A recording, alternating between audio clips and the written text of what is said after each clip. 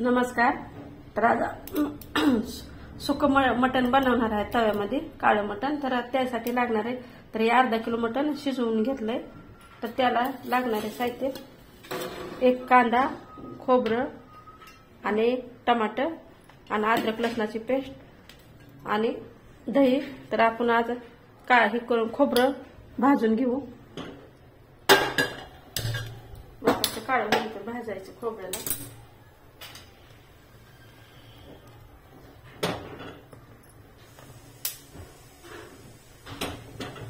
कांद्याला पण तसंच भाजून घ्यायचं.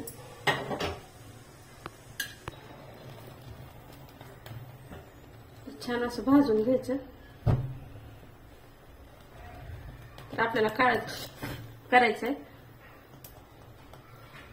का तर आपण सुकं बनवणार आहे.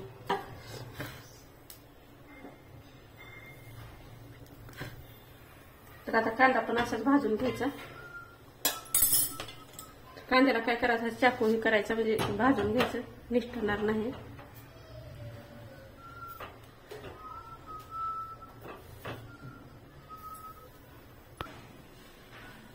तर ती कांदा भाजायला तर आपण खोबरं भाजून घेतलेल्याला कट करून घ्यायचं.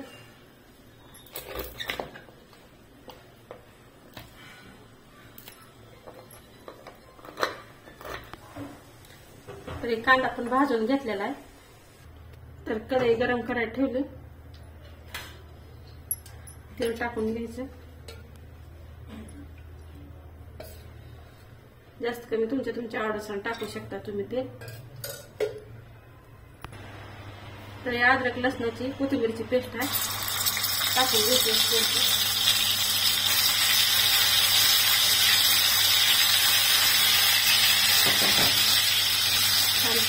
मसाला आपण खोबरं आणि कांदा भाजून घेतलेला आहे, टमाटर.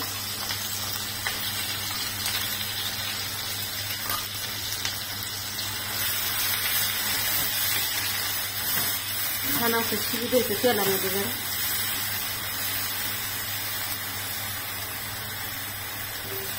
त्याच्यात आपला मसाला टाकायचा, काळा मसाला. एक चमचा मसाला आहे. थोडे धने पावडर आणि जिरा पावडर.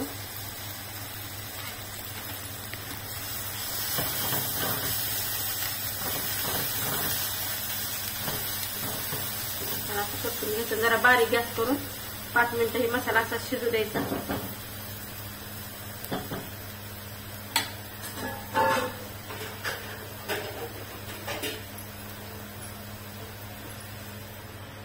पाच मिनिटं ठेवायचं असं झाकण लावून.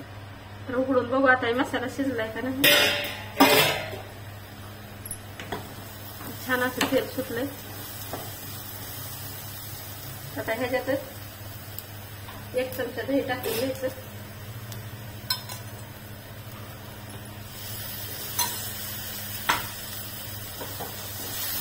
छान असं परतून घ्यायचं. मीठ काय टाकलं नाही आणखी.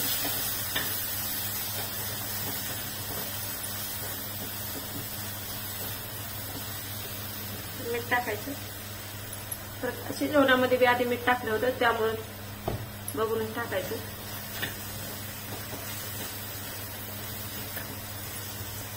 तर मसाला ते आपला छान असं शिजला.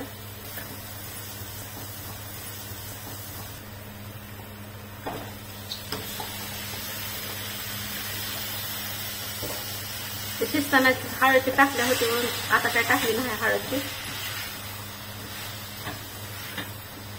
दही टाकलं होतं शिजताना.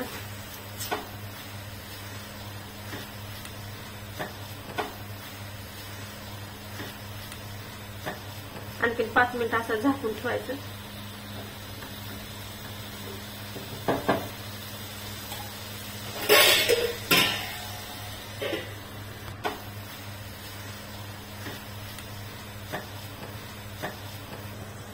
तर छान असं तेल सुटलं, मस्त झालंय.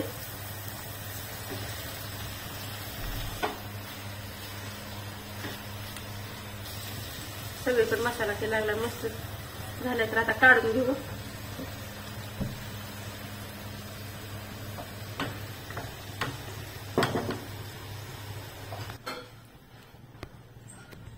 तर हे आपलं सुकं मटण खाण्यासाठी तयार आहे.